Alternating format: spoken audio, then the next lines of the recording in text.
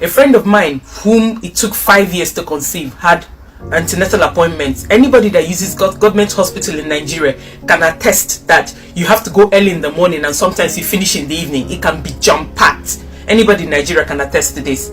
So while at the hospital, she realized that she forgot her hospital card. And you know how difficult it is to move from one station to another.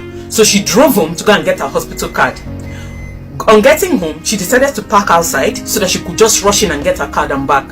On getting into her apartment, she realized that her husband had a woman in the house and they were smooching.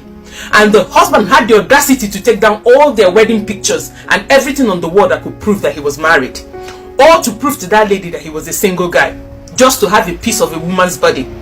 So this my friend wanted to react, but then she said she remembered what I used to teach her about self-esteem, value and self-worth. She said what she remembers what I taught her, to start counting numbers in her head. So she said she started counting numbers in her head. By the time she got to 50, they thought she was frozen.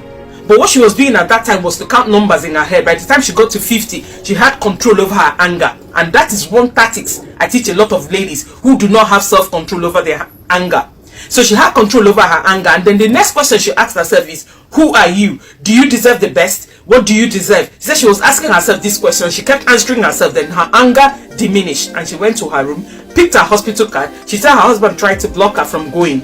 She told her husband that the appointment is very important. Oh, that he wants to explain. No, at this point in time, the hospital appointment is more important than the explanation, and she left.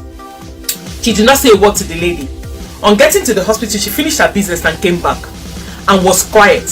She kept giving her husband food, kept doing things she was meant to do. She was absolutely quiet in the house.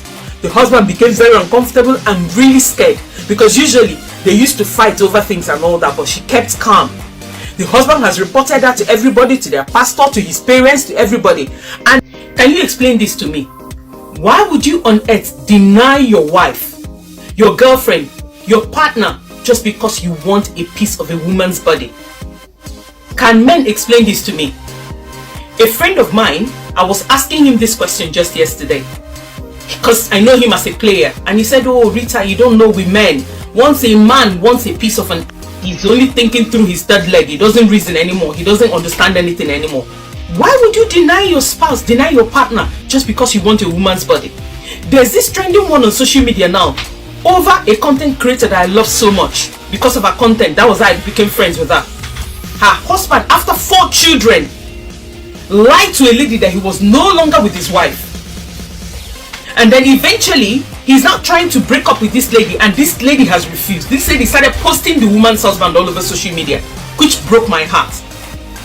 So I still do not understand it. The only good thing I see here is I love the fact that the young TikToker did not go to fight. She chose to keep calm about it. Like what she wrote on her page, she said, I forgive him, but what I want to do is in my mind. So I don't understand it. There's also another lady in Nigeria whom a guy has been communicating with here in London, doing video calls with her for consecutively for 6 months, non-stop, not knowing that this guy has been married for 14 years, and this guy lied to this lady that he's a widower, that he's lost his wife. So I still do not understand it, and lied that his children were living with their grandparents, and then tried to form a relationship with this lady only for a few days before he could go to Nigeria. The wife found out, and the wife called the lady, and in the process of discussing, this lady found out that because this woman was doing perpetually night job, this man had access to be calling her on video call. And this woman said, oh, so this man, see, they use this lie telling women that I'm dead. So I just don't get it. If you want a piece of an, because you're a serial cheater, cheat in peace, but do not deny your wife, whom you took an oath with, whom you took a vow to be committed to each other. Deny her just because you want an action that will last how long? Oh, so many men are telling me, with men, you know, men are animals. Men think through their third leg. They don't reason well when they want that thing. So now it buttresses the fact that it's only a man that wishes to be saved that can be saved. That lady you're calling side chick cannot enter where the man did not authorize her to enter. Men, stop embarrassing your spouses.